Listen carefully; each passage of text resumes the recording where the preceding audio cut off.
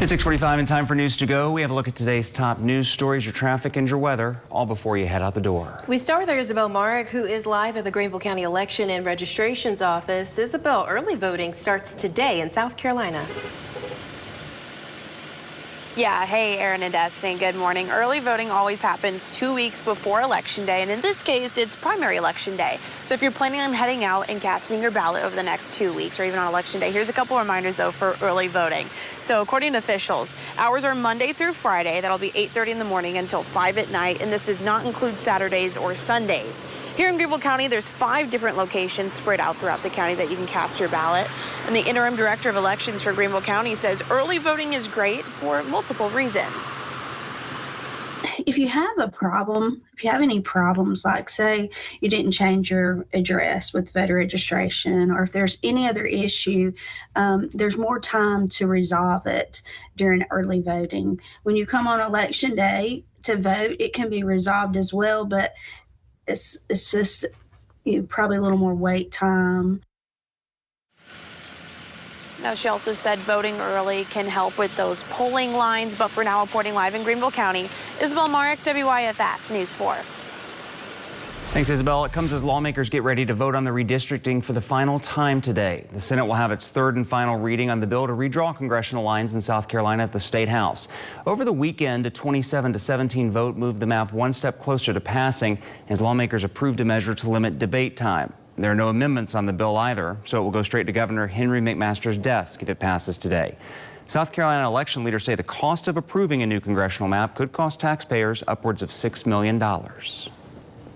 The community is in mourning after a deadly crash left a teenager dead, and now we're learning the name of the victim. The coroner says that the crash happened on Five Forks Road near Pierman Drive in Pendleton just before 12:30 Monday morning. Investigators say that the vehicle went off the side of the road and hit a tree. They say 16-year-old Spencer Martin died and was a front seat passenger in the vehicle. 2 others were taken to the hospital. All 3 were athletes at Pendleton High School. It's hard to find the words to talk about it, but we're just, I don't know, making it right now. And we've opened up the field house here for the next little while, so if students want to come up and just be with each other, they can. Investigators don't know what caused the vehicle to run off the road. The crash is still under investigation. Meanwhile, the 100 deadliest days of summer are underway, which is a period when the number of deadly car crashes typically goes up, and teenage drivers are at a higher risk. Teens between the ages of 16 and 19 have a deadly crash rate almost 3 times higher than drivers ages 20 and older per mile driven. While car crashes are a top cause of death among teens year-round, they tend to spike in summer. To reduce risk, parents can monitor their teens' driving, set clear rules and expectations like always wearing a seatbelt, not using the phone, and not driving with other young people in the car.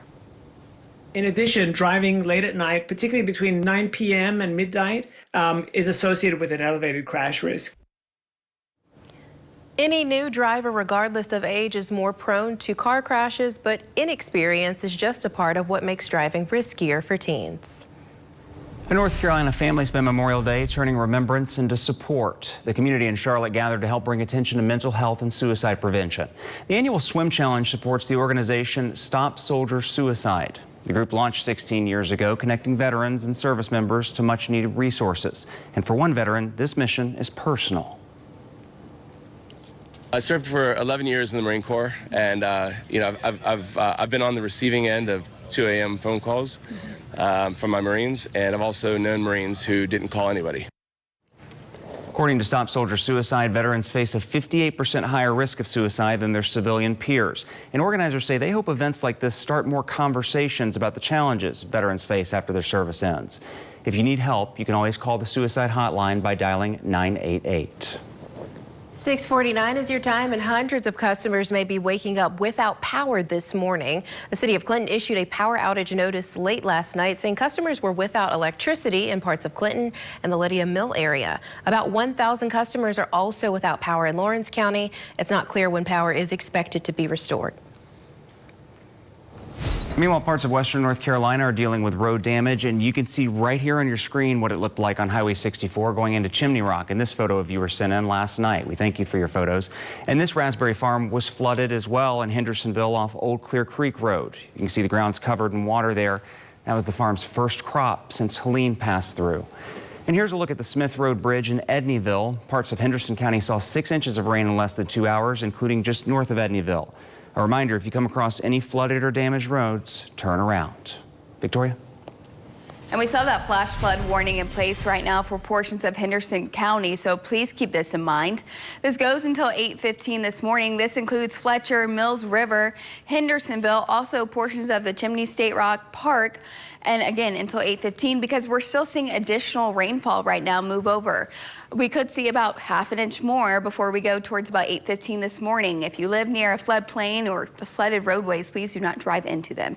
As we go throughout the afternoon, we do get a little bit of dry time. Most of us are actually dry right now before more showers and storms redevelop later today. And any storms that do develop could produce some heavy rainfall. Heading in towards about the lunch hour, that breeze comes in from the south. We should warm up towards about 80 degrees later this afternoon.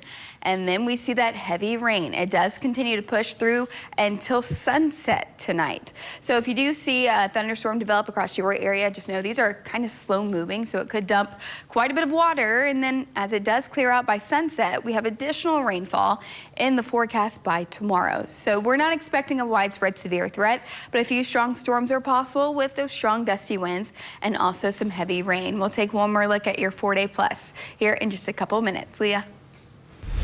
Hey, Victoria, certainly seeing some impacts from those rainstorms that passed through. Right now, we're taking a live look over Woodruff Road with our Woodruff Road Sky Cam just to show you how cloudy it is out there. Definitely some lowered visibility. Not too bad, though, in Greenville County. You should be good. And the roads are looking nice and dry, which is a big switch up from what we were seeing earlier this morning with a lot more standing water out on those roads. So some good news if you are heading out the door right around now.